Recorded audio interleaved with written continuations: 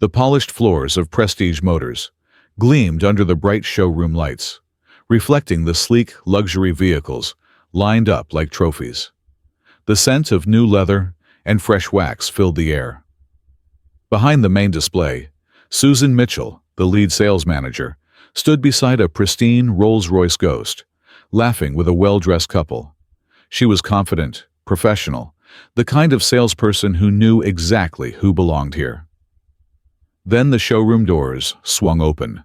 A man stepped inside. He wore a hoodie, worn jeans and sneakers, his hands casually tucked into his pockets. He didn't hesitate, didn't look uncertain.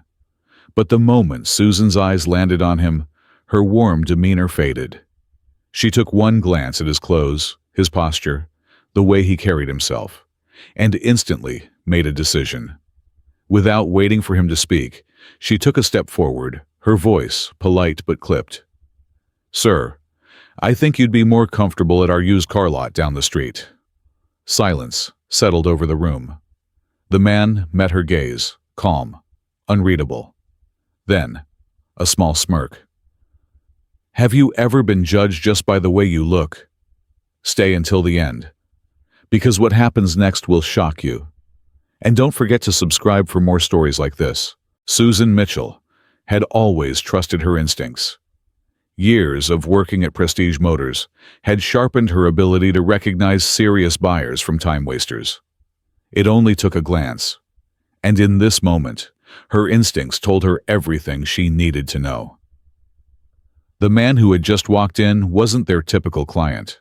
No tailored suit, no Rolex, no sign of money, at least not the kind that belonged here. He wore a simple gray hoodie, faded jeans and sneakers that had seen better days. Hands in his pockets, shoulders relaxed, he took in the showroom without urgency.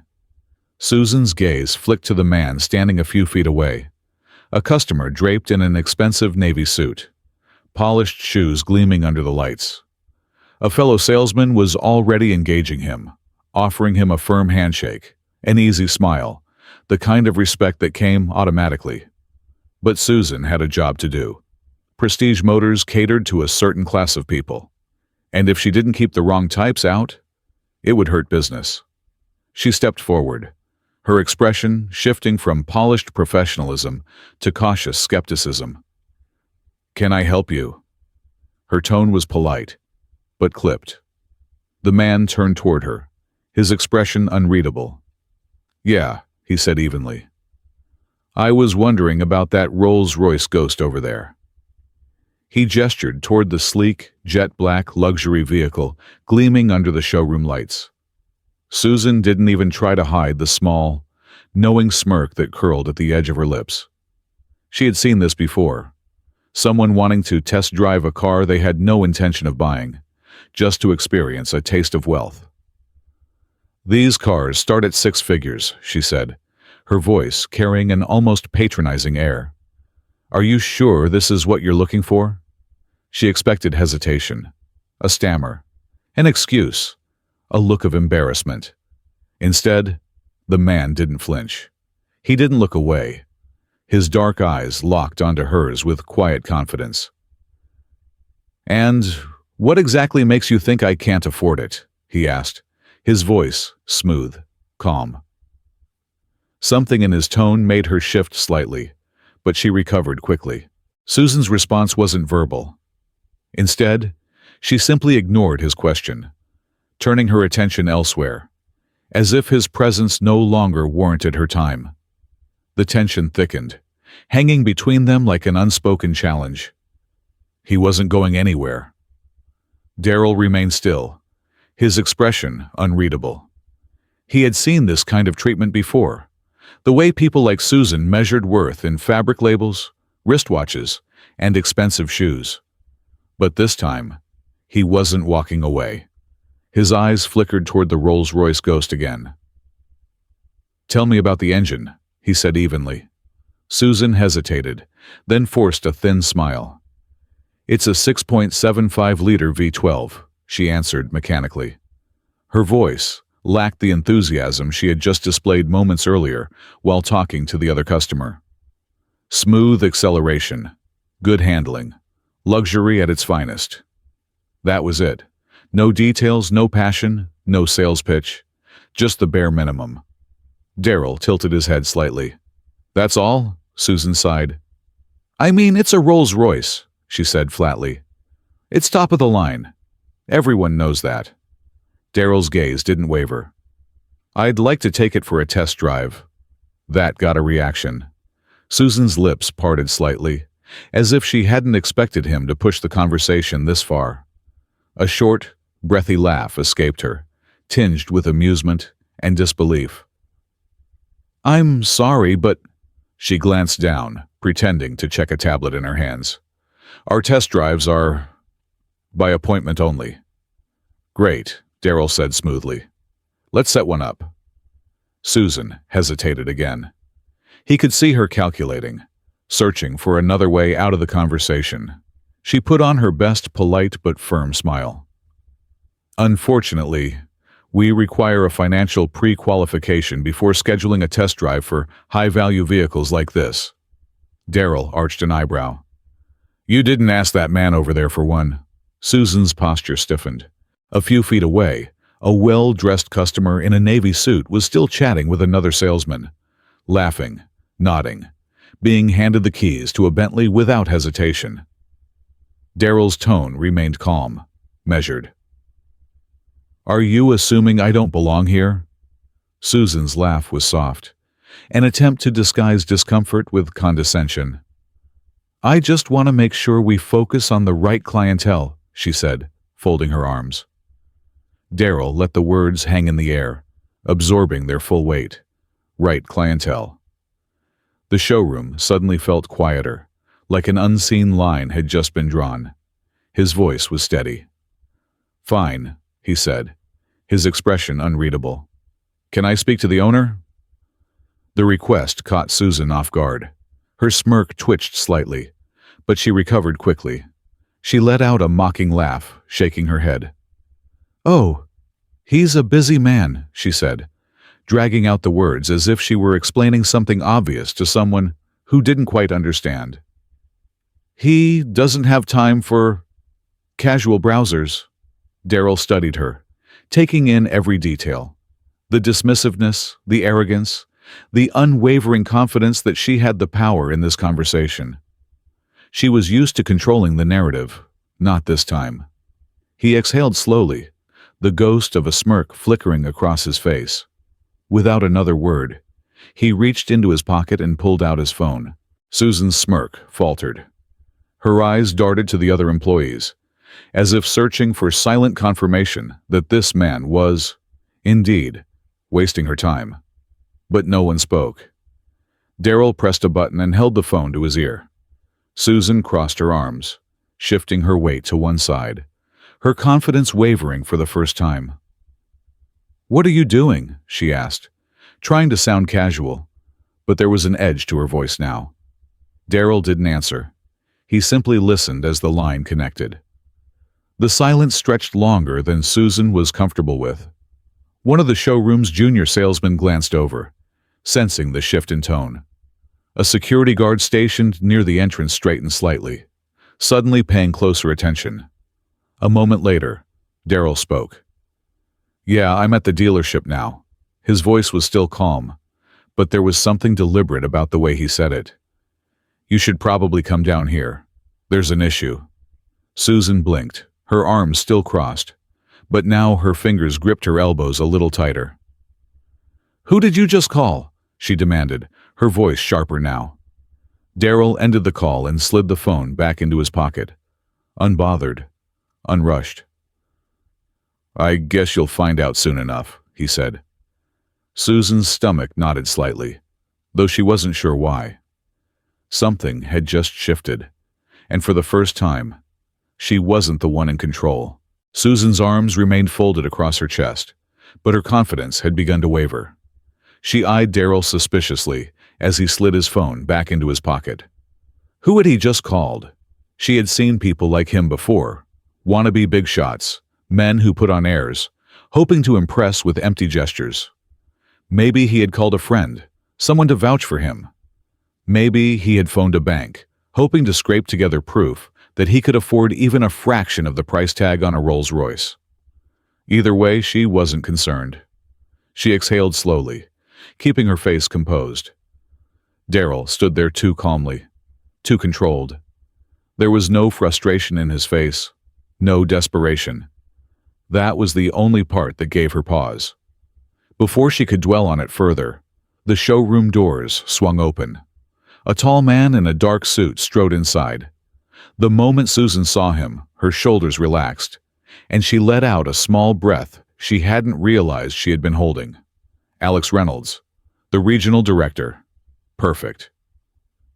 If anyone could get rid of Darryl quickly and discreetly, it was Alex. He was all about maintaining the dealership's reputation, and the last thing he would want was a scene. Darryl had made a mistake. He had pulled the wrong card. Susan straightened, flashing her best confident smile. She stepped slightly toward Alex, ready to explain the situation, ready to watch him dismiss Darryl without a second thought. Her voice was already forming in her throat, the carefully curated words of corporate politeness. "Alex, I'm so glad you're here. We have a situation." But then, something unexpected happened. Alex's sharp gaze swept the room, searching, until it landed on Darryl. And then, his entire demeanor shifted. His expression flickered with recognition. Respect. Susan's stomach tightened. What? She expected annoyance, dismissal, maybe even a slight shake of the head before telling security to escort Darryl out. But instead, Alex's expression changed into something she had never seen before. At least, never directed at someone like him. Before she could react, Alex strode directly to Darryl, ignoring her completely. His lips parted in slight surprise. Then he gave a polite, professional nod. "Mr. Carter, I got your call. Is there a problem?" Silence. Susan froze. Her body went rigid, her confidence shattering like glass on marble. "Mr. Carter," her mind raced, grasping for an explanation. Alex had addressed this man she had just dismissed, condescended to, tried to remove from the showroom, with respect. A title, a name. She hadn't even thought to ask him for one. She hadn't needed to, or at least she thought she hadn't. Susan swallowed hard. She could feel the temperature of the room shift, but it wasn't physical. It was perception. The way the other employees stood a little straighter, their eyes darting between Alex and Darryl. The way customers who had barely noticed the interaction now looked on with curiosity. The way her own pulse quickened in her ears. Darryl turned his attention to her now. His expression remained calm, but his eyes had taken on a sharpness, a quiet intensity that sent a shiver crawling up her spine. His voice was low, steady. "Susan," he said smoothly, tilting his head just slightly. "What exactly made you think I don't belong here?" A lump formed in her throat. Her mind reeled, scrambling for words, for a way to explain herself, for anything that didn't make her look as guilty as she suddenly felt. She opened her mouth, but no words came out. Her throat had gone dry. For the first time in her career, she felt something unfamiliar. Panic. Not just because of what was happening in the moment, but because of what it meant, what it revealed. She hadn't just made a mistake. She had miscalculated completely. Darryl simply held her gaze, waiting. For the first time, Susan didn't know what to do. The weight of the room pressed down on her, and she could feel the eyes of the other employees, the customers, even the security guard near the entrance, watching, judging. She had thought she was the one in control. But now, she realized, she had been wrong. Terribly, terribly wrong. And she had no idea how to fix it. The air in the showroom felt heavy, unforgiving. Susan's throat was dry, her mind racing, but she couldn't form a single coherent thought. Darryl Carter. Who was he? And why did Alex, her regional director, treat him with such deference? Her fingers gripped the edge of the counter behind her, seeking something, anything, to ground herself as the silence around them thickened. Then the doors to the showroom swung open once again. This time, the room itself seemed to react. The atmosphere shifted in an instant. A presence had entered. Employees straightened their postures. Conversations faded into hushed murmurs. Even the background noise, the gentle hum of the air conditioning, the soft jazz playing through the speakers, seemed to dull under the weight of anticipation. Susan followed everyone's gaze, her stomach twisting as she saw him. David Lawson, the CEO of Prestige Motors.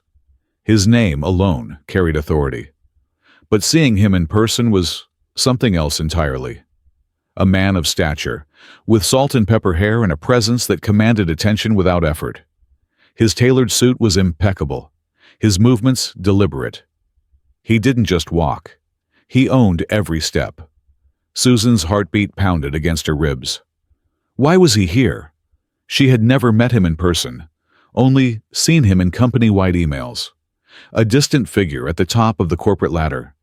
Now he was walking toward them, his gaze locked, not on her, but on Daryl. And then, the final blow. Alex turned to her, his voice steady, factual. "Susan, meet Mr. Carter, our new dealership owner." The words hit her like a physical force. She felt the blood drain from her face. New dealership owner. Her mind scrambled for something, anything that would change what she had just heard. Number. This couldn't be real. Her breath caught. Her fingers curled slightly, pressing into the counter for support. Her lips parted, but her voice betrayed her, shaking. I didn't know." It was barely a whisper. Her hands trembled. Daryl didn't react with anger, nor satisfaction. His face remained unreadable, composed. But there was something undeniably piercing in his gaze. A quiet power. He took a step forward, then another, closing the space between them, just enough for his presence to be unmistakable. Susan felt exposed, vulnerable in a way she never had before. And then he spoke. "That's the problem, isn't it?" A simple sentence. But it carried the weight of every assumption she had made.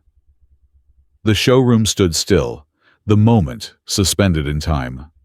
For the first time in her career, Susan Mitchell had nothing to say. Her world, carefully built on instinct and snap judgments, had just collapsed beneath her feet. The truth had been there all along. She just hadn't bothered to see it.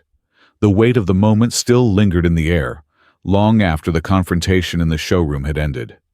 Employees whispered about what had happened. Customers who had witnessed the exchange, left with curious expressions. And Susan. Well, Susan had spent the rest of the day in a daze. She had built her career on instincts, believing she could spot a real customer from a mile away. She had always trusted that she knew best. But now, standing alone in the break room, hands gripping the counter, she couldn't escape one undeniable truth. She had been wrong. A week later, an email notification lit up every employee's inbox. Mandatory meeting. All staff required to attend. The subject line sent a ripple of tension through the team. Everyone knew what this was about.